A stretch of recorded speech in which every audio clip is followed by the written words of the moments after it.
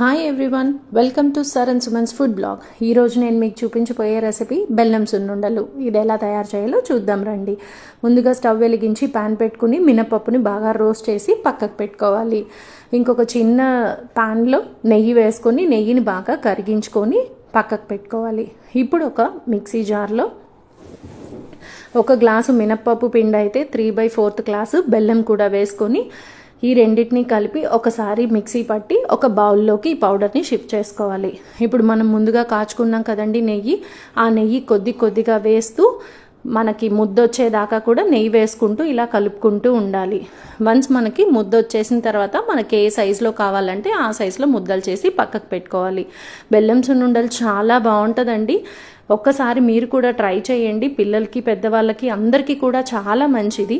So ఇది తప్పకుండా try చేసి నాకు కమెంట్ సెక్షన్లో కమెంట్ చేయండి. ఇప్పుడు మా బాబుకి స్కూల్ హాలిడేస్ అండి. బాబు కూడా నేను చేస్తాను అని చెప్పాడు సున్నుండలు. సో తనతో కూడా చేయించాను, వాళ్ళకు కూడా కాస్త టైంపాస్ అవుతుందని చెప్పేసి. సో ఈ వీడియో మీకు నచ్చినట్టయితే లైక్ చేయండి, షేర్ చేయండి, కమెంట్ చేయండి. And don't forget to subscribe my sir and Suman's food blog. మరొక మంచి వీడియోతో మీ ముందు వస్తానండి. Bye everyone, thank you so much.